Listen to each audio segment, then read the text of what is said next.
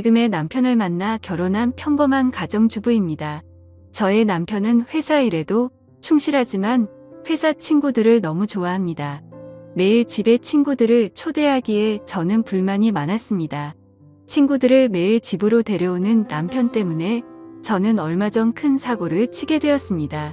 도저히 저 혼자서는 해결할 방법이 없어 여러분께 조언을 구하려 합니다. 무조건적인 비난보다는 조금이라도 이해 부탁드립니다.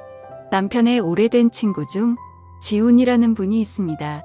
키도 크고 어깨도 넓고 운동을 많이 해서 다부진 몸을 가지고 있고 딱 봐도 남자답다는 생각이 드는 외모입니다.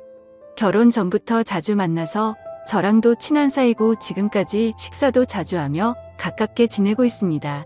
반면 저희 남편은 키가 작고 왜소하며 겉모습만 봐서는 남자다움은 느낄 수 없습니다. 하지만 섬세한 매력을 가지고 있어서 제가 끌리게 되어 결혼까지 하게 되었습니다.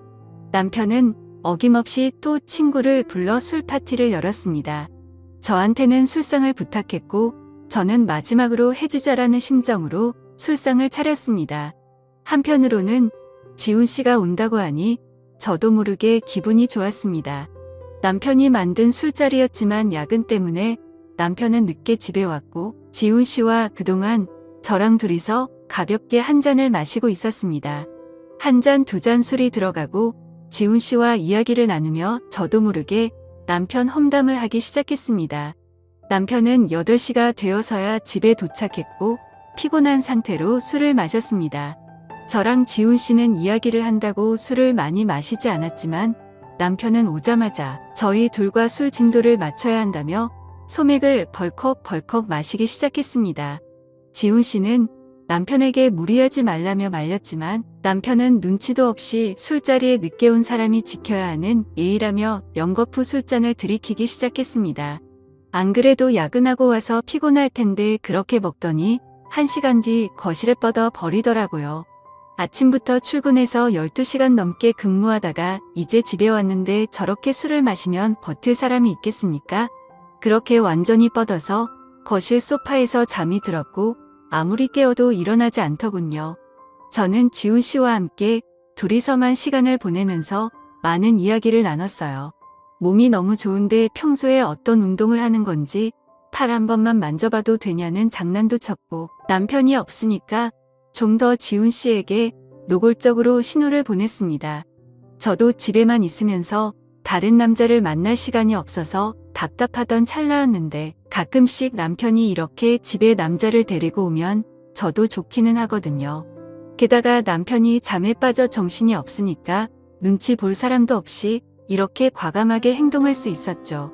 그렇게 저희 둘이서 11시 정도까지 술을 마시다가 지훈 씨도 너무 취했는지 그만 집에 가야겠다는 말을 했고 저는 그런 지훈 씨에게 집에서 자고 가라고 말했습니다. 어차피 내일 출근도 안 한다고 들었는데 그냥 집에서 씻고 편하게 자고 가라고 말이죠. 지훈 씨는 예상외로 흔쾌히 알겠다고 말하더니 샤워를 하러 갔습니다. 지훈 씨가 나올 동안 제가 술상을 모두 정리한 뒤 작은 방에서 자라고 이불을 펴줬는데 그때까지 남편은 거실에서 뻗어서 일어날 생각이 없어 보였습니다. 지훈 씨가 씻고 나온 뒤에 저도 샤워를 하고 안방에 들어가서 잘 준비를 했는데 한 지붕 아래에 2명의 남자와 같이 잔다고 생각하니까 괜히 두근거리며 묘했습니다.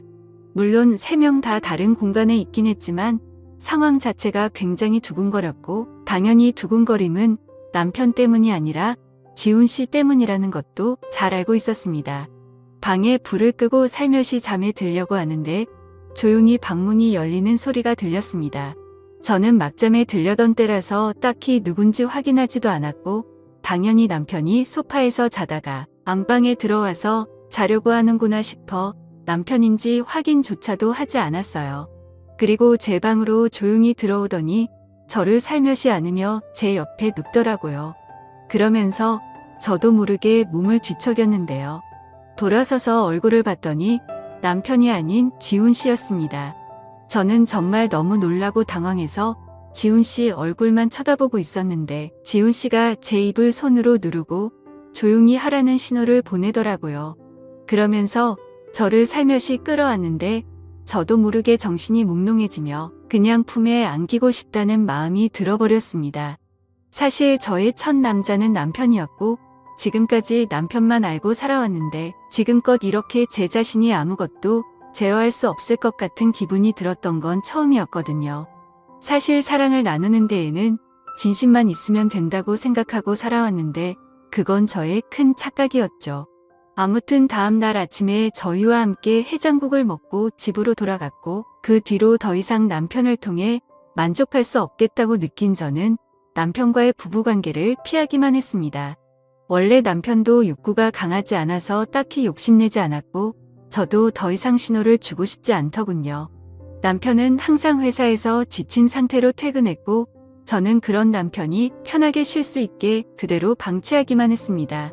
집에 왔을 때에는 잔소리도 하지 않았습니다.